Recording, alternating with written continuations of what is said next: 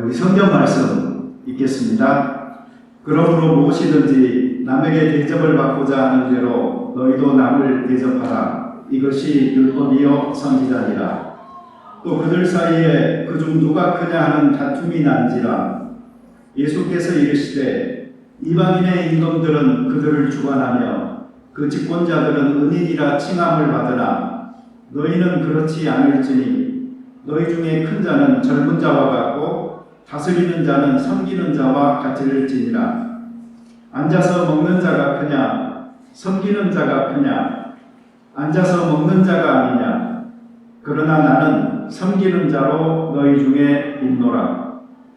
너희는 나의 모든 시험 중에 나와 함께한 자들인즉 내 아버지께서 나라를 내게 맡기신 것 같이 나도 너희에게 맡겨 너희로 내 나라에 있어 내 상에서 먹고 마시며 또는 보좌에 앉아 이스라엘 12지파를 다스리게 하려 하노라.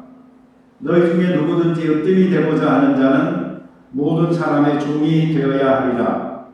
인자가 온 것은 섬김을 받으려 함이 아니라 도리어 섬기려 하고 자기 목숨을 많은 사람의 대속물로 주려 함이니라. 아멘. 네, 브루스가 특송 하나 끝나고 또 하나 부를 줄은 아무도 예상 못했지요. 은혜스러웠어요.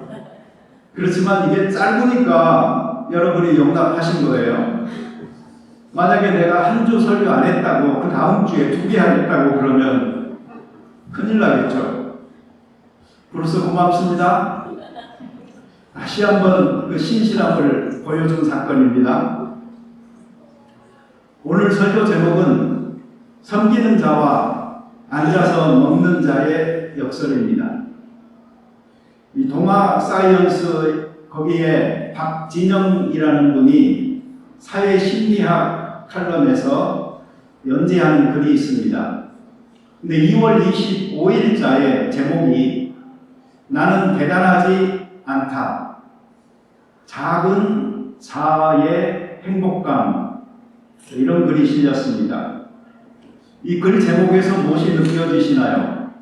왠지 자기 자신에게 나는 대단하지 않은 사람이야 라고 자꾸 말하면서 작은 자아를 갖게 됐을 때 얻게 되는 이 행복감에 대해서 말하고 있는 듯 합니다. 흥미가 생겨서 읽어봤습니다. 대충 이런 내용인데 요약해서 알려드리겠습니다. 자기가 실수, 실현, 좌절, 실망 이런 것들과 마주하게 된다면 3가지 방법을 통해서 자신을 추스리게 된다. 이런 감정은 자연스러운 것이며 곧 지나간다라는 마음 챙기기. 또 하나는 인생은 원래 좌절이 가득한 것이며 오히려 때로는 이 좌절이 선물이 될 수 있다라고 받아들이기. 그리고 또 한 가지는 자신에 대한 자비로운 태도로 자기를 친절하게 다독거리기. 그런데 이 3가지보다도 더 좋은 팁을 최근에 찾았다고 그 사람이 이야기합니다. 그것은 작은 자아입니다. 이 비대해진 자아는 비현실적인 기대를 갖게 하고 적은 좌절이 찾아와도 크게 터집니다. 높은 곳에서 추락하면 아픔도 크다라고 말을 합니다. 이 욕구가 지나친 사람은 왜 사람들이 나를 대답해 주지 않냐면서 공격성을 보이기도 한다라고 이야기합니다. 나라는 존재는 가만히 생각해 보면 대단하지도 않고 영원하지도 않다. 나는 작고 길가에 난 풀이나 돌멩이와 다를 바 없는 존재다. 이렇게 마음속으로 되뇌이다 보면 마음이 가벼워진다라고 이야기합니다. 그러면서 이 축소된 자아의 효과를 보여주는 연구를 소개하고 있는데, 캘리포니아 어바인 대학교의 심리학자 폴 피프라는 사람에 의하면은 사람들에게 자연의 위대함을 보여주고 있는 사진을 보게 하고 또 높은 나무 위에 서서 세상을 내려다보는 상상을 하게 한 다음에 사람들을 살펴보면은 상대적으로 작은 자기를 지각하면서 좀 더 타인에게 너그러워지고 자기의 욕심이 줄어드는 효과가 나타난다고 합니다. 이 축소된 작은 자아, 내 존재의 사수함을 깨닫는 것, 이것이 때로 자기를 향한 집착에서 벗어나게 해주면서 다른 사람들이 나를 내가 생각하는 것만큼 대접하지 않더라도 그 마음의 위안을 찾을 수 있게 해주는 효과가 있다라고 말합니다. 여러분 동의하십니까? 저는 맞는 것 같아요.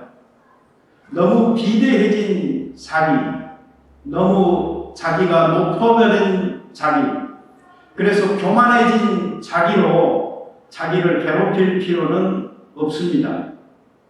마음을 비우고 자세를 낮추고 서로 섬기며 더불어 사는 사회가 천국이기 때문입니다. 예수님께서도 나는 마음이 온유하고 겸손하다라고 하셨습니다. 그런데 여러분, 이 말씀이 어떤 말씀 뒤에 오지요? 수고하고 무거운 짐진 자들아 내게로 오라, 내가 너희를 쉬게 하리라. 그리고 하신 말씀이 내게 와서 배우라 였습니다.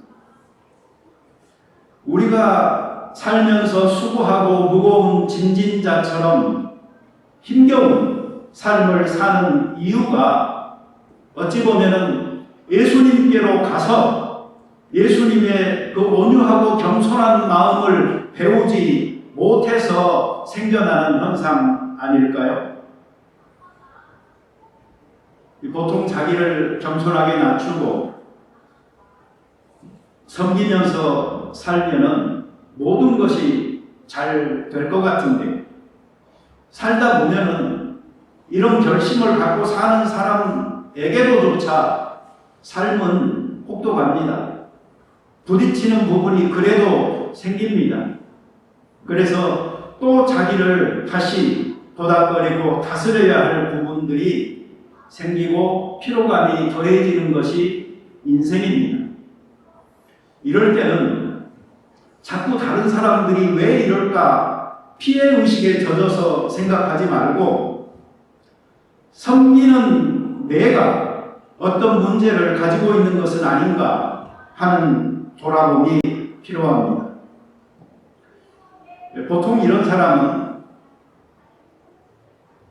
자기도 자기를 인정해야 하지만 남들도 나를 인정해야 한다는 계산을 철저하게 하는 사람들입니다. 내가 섬기는 만큼 나를 알아주고 또 자기도 나를 섬겨줘야지만 지금 내가 하고 있는 그 섬김의 동력이 유지가 되는 타입인 경우가 많습니다. 그런데 이런 사람은 생각보다 대단히 많습니다. 물론 성숙하게 되면은 좀 달라지겠지만 섬길 때는 자기를 의식해서는 안 됩니다. 자의식이 강한 사람은요, 삼중으로 손해를 봅니다. 첫째로는 자신이 섬기는 중에 자기 연민과 분노에 더 강하게 사로잡힙니다. 실컷 좋은 일 해놓고 속상해 합니다. 둘째로, 그렇게 되면 이게 불평이 시작이 됩니다. 그 불평을 듣는 여러 사람을 짜증나게 합니다. 피곤해지죠. 그리고 결국은 상처를 주게 됩니다. 셋째로, 이 하나님께도 영광이 되지 않습니다. 나중에 사람들이 결국은 어떻게 말하겠어요? 저 사람은 자기 멋대로야, 자기 기분에 따라서 행동하는 사람이야, 변덕이 심해, 그런데 교회 다닌대, 이렇게 귀결되면서 하나님의 영광이 가려지는 것입니다. 내가 무엇인가를 잊으려고 노력한다는 것은 사실은 내가 잊어버리려고 하는 것을 의식하고 있다라는 말입니다. 무엇인가를 잊어버리려고 하면은 그 무엇인가를 먼저 생각해야 하거든요. 그래서 자기가 섬기고 있다라는 사실 그 자체를 잊어버리는 것이 참 중요한데, 이것을 잊어버리려고 노력해서가 아니고 잊어버릴 것조차 생각나지 않는 것이 중요합니다. 그래야 섬긴다는 사실 그 자체를 의식하지 않고 섬길 수 있는 진정한 섬김이 나오게 되는 것입니다. 여기서 자기를 의식하지 말아라, 이 무아의 상태가 되라 라는 불교의 가르침과 흡사한 쪽으로 될 가능성이 있어서 말씀을 드립니다. 우리 믿는 자들은 자기를 비워내고 무아의 경지에 이르려고 시도하기보다 오히려 믿음의 주요 온전케 하시는 이 예수 그리스도에게 온전히 집중함으로, 우리를 채움으로 이러한 자연스러운 섬김이 가능하게 되어져야 하는 것입니다. 히브리서는 이런 점에서 굉장히 소중한 가르침들을 주고 있죠. 3장 1절에서 예수를 깊이 생각하라. 12장 2절에서 예수를 바라보자. 예수를 바라보고 예수를 깊이 생각하는 것을 통하여 우리는 예수님에게만 집중하지 않습니다. 그 예수님을 집중하여 자꾸 보고 내 삶을 해석하다 보면은 다른 사람들이 예수님처럼 보이기 시작하는 것입니다. 모든 민족을 자기 앞에 모으고 염소와 양을 구별할 때가 올 것입니다. 마태복음 25장에 있는 이 교훈은 무엇입니까? 내가 줄일 때에 너희가 먹을 것을 주었고, 목마를 때에 마시게 하였고, 나그네 되었을 때에 영접하였고, 헐벗었을 때에 옷을 입었고, 병들었을 때에 돌보고, 옥에 갇혔을 때에 와서 보았노라. 이 사람들은 하나님이 의인이라고 보시고 양으로 오른편에 두실 사람들이죠. 근데 이들이 말하죠. 주여, 우리가 어느 때에 주께서 줄이신 것을 보고 음식을 대접하였으며 목마른 것을 보고 마시게 하였나이까? 어느 때에 나그네 되신 것을 보고 영접하였으며 헐벗으신 것을 보고 옷 입혔나이까? 어느 때에 병드신 것이나 옥에 갇히신 것을 보고 가서 되었나이까? 임금이 대답하여 이르시되 내가 진실로 너희에게 이르노니 너희가 여기 내 형제 중에 지극히 작은 자 하나에게 한 것이 곧 내게 한 것입니다. 하나님을 섬기듯 사람을 섬길 수 있어야 합니다. 내 형제 중에 지극히 작은 자 하나에게 한 것이 곧 내게 한 것이라고 말하는 이 성경 구절은 모든 사람들에게 죽게 하시오라는 교훈을 생각나게 만듭니다. 우리가 세상을 살면서 지극히 작은 형제들에게 마치 예수님을 대하듯이 하고 있는 것을 하나님께서 지켜보고 놓치지 않고 계시는 것입니다. 그러니 여러분, 그 섬김의 결과에 집착하지 마십시오. 섬김의 목적은 섬기는 행위 그 자체여야 하는 것입니다. 내가 남을 사랑했으니 나도 사랑받아야지. 내가 남을 대접했으니 나도 대접받을 수 있겠지라는 이러한 기대들이 오히려 채워지지 않았을 때 찾아오는 실망감이 커서 나중에 공격적이 된다면 이것은 준비되어지지 못한 자가 섬김을 실천하려다가 그 함정에 빠진 것입니다. 섬기고 끝나고 섬기고 잊어야 합니다.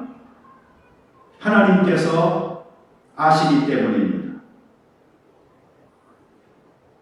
내가 한 대로 받으려고 하는 것은 기복주의, 샤머니즘, 이 번영신학의 함정에 빠져있는 우리 크리스찬들의 현 주소를 가르쳐 주고 있습니다. 모두가 행복을 추구하는 세상에서 세상 사람들이 생각하는 행복과 크리스찬들이 생각하는 행복은 분명히 차이가 있어야 하는 것입니다. 우리는 가장 크신 하나님을 바라보면서 살고 있습니다. 영원한 과거와 영원한 미래 사이에서 티끌만큼도 못한 시간을 사는 우리들에게 무엇이 커 보일 수가 있겠습니까? 우리가 읽은 말씀 중에 예수님께서는 질문하셨습니다. 서서 섬기는 자가 더 크냐? 아니면 앉아서 먹는 자가 더 크냐? 앉아서 먹는 자가 아니냐? 그러나 나는 너희들 중에 섬기는 자로 있노라.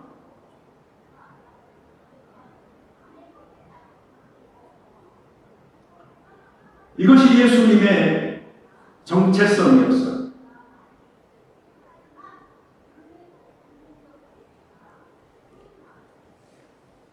우리는 어떻습니까? 우리는 우리들 자신보다 귀하고 높은 사람을 섬기는 데는 아주 익숙해져 있습니다.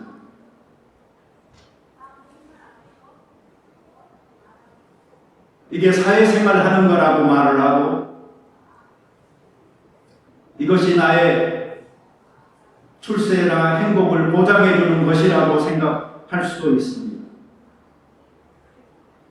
때로 우리는 우리보다 아주 못해 보이는 사람을 섬길 수도 있습니다. 내가 자비를 베풀 수 있을 만큼 뭔가 된 이치에 있다라고 느끼기 때문에, 그런데 우리가 섬기기 어려운 사람은 비슷한 입장에 있는 사람들입니다. 오히려 우리는 그 사람들에게는 내가 꿀리면 안 되는데라는 생각을 하기가 쉽습니다. 상대방을 경쟁관계로 의식하는 순간에 자비로움은 완전히 사라져버립니다. 오히려 흠집을 잡고 찍어 누르고 싶습니다. 그러니 섬기기는 더더욱 어려워지는 것입니다. 상대가 누구이든 간에 우리는 예수님처럼 각오할 수 있어야 됩니다. 제자들의 발을 씻기신 예수님을 기억하고 또 예수님의 죽음은 단지 죽음이 아니었으며 그것은 섬김의 연장선에서 이루어진 자신의 최고의 것으로 섬긴, 목숨으로 섬긴 결과였다는 것을 기억할 수 있어야 합니다. 나는 섬기는 자로 너희 중에 있노라. 완전한 내려놓음과 비움을 통해 이 섬김은 가능한 것입니다. 이런 각오 없이 너무도 쉽게 섬긴다는 말을 이곳 저곳에서 사용하고 있는 이 말의 공예와 같은 현실이 두렵고 안타깝습니다. 한국 교회사에 보면은 정말 아름다운 이야기가 하나 전해져 내려옵니다. 아마 여러분들도 어디서 들어봤을 만한 이야기입니다. 저도 설교 중에 옛날에 했던 것 같아요. 머슴 목사, 지주 장로, 이런 이야기 들어보셨죠? 조덕삼 장로님과 이자익 목사님 이야기입니다. 김제에 가잖아요. 그럼 금산교회라고 있습니다. 이 교회는 그 생김새부터 유명합니다. 교회의 그 생김새가요, 기역자로 생겼어요. 그래서 기역자 교회라고 사람들이 많이 이야기하는데, 왜 기역자일까요? 기역자 이렇게 만나는 지점이 강대상이 있고요. 한쪽에는 남자들 좌석, 한쪽에는 여자들 좌석. 그래서 남녀가 분리되어진 교회였던 거예요. 옛날에는 실제로 그렇게 예배를 드렸거든요.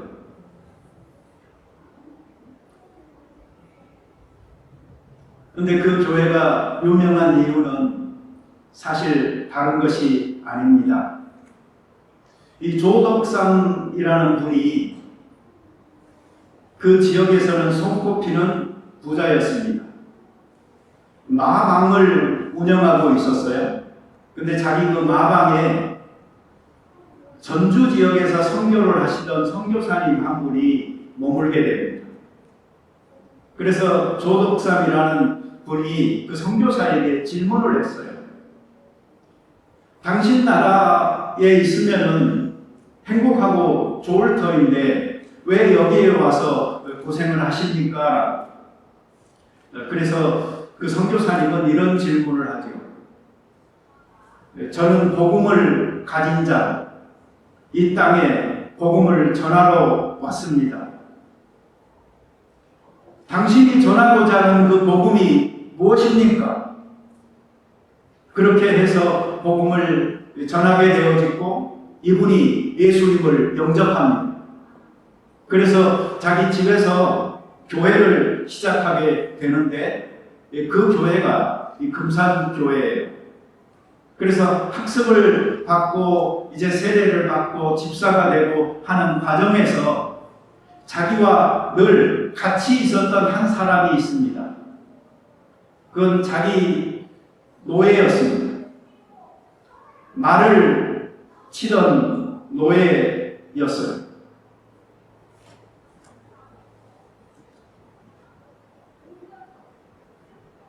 두 분이 똑같이 집사가 됐습니다. 장로 투표를 하는데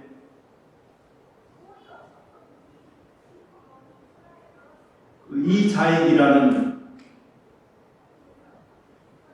노예가 종이 장로님이 됐습니다. 사람들은 당연히 그 주인이 될 줄 알았는데 그 집에서 종살이하는 말을 돌보는 그분이 장로가 된 거예요. 그때 그 조덕삼 장로님이 발언권을 신청을 하고 앞에 나왔습니다. 그리고 이렇게 말합니다.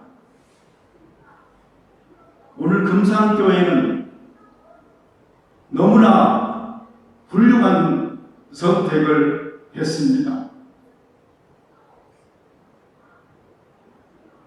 이 사람은 우리 집에서 일하는 사람이지만 이 사람의 신앙은 저보다 뛰어나고 열심입니다. 그리고 몇 해 후에 이제 그 조독상 그분도 이제 장로님이 되어졌어요. 근데 이 자익이라는 그분이 나중에 더 은혜를 받고 이제 목사가 되기로 합니다. 그래서 신학교를 이제 가게 됐는데 그분을 위해서 이분이 후원을 해줍니다. 그리고 공부를 다 마치고 이 장로님이 그분을 자기 교회 목사로 또 초대를 합니다. 그래서 자기는 장로로서 그리고 자기 집의 종이었던 그분은 목사로서 그 교회를 같이 동역하여 섬기게 되는 것입니다.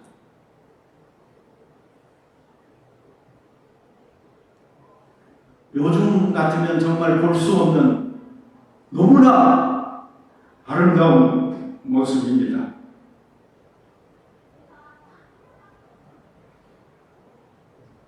그 신문기사에 같이 실렸던 당회록에 있었던 한 기록을 읽어드리겠습니다.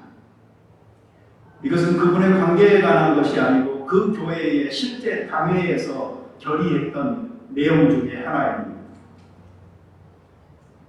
김 누구누구와 김 누구누구 모친은 가정 불화가 있어서 권면하고 김 누구누구 때 김 누구누구는 부모에 대한 부여와 주의를 범하였으므로 회개할 동안 성찬을 불참하게 한다. 김 누구누구는 주의를 범하였으므로 분면하고 이 누구누구는 도박한 일로 출교하고 박 누구누구는 귀신 공경함으로 출교하고 조 누구누구는 신행을 신삭히 위하여 호출하기로 결의한다.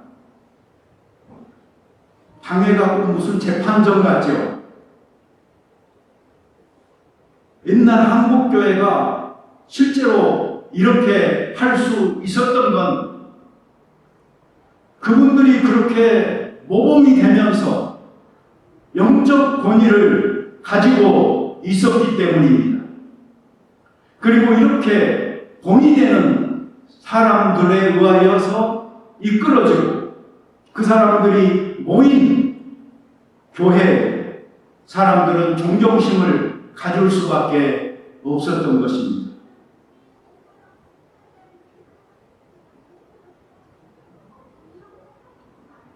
오늘 제가 여러 가지 말들을 했습니다만 한마디로 요약하자면 이렇게 말씀드릴 수가 있을 것 같습니다. 섬기는 자들은 거품을 다 빼고 섬길 수 있을 때 그것이 참된 섬김입니다. 이번 주 중에 보내진 카톡 중에 누가복음 16장에 관한 내용이 있었죠. 부자와 거지 나사로. 아브라함이 부자에게 이렇게 말합니다. 예, 너는 살았을 때에 내 좋은 것을 받았고 나사로는 고난을 받았으니 이것을 기억하라. 이제 저는 여기서 위로를 받고 너는 고민을 받았느니라.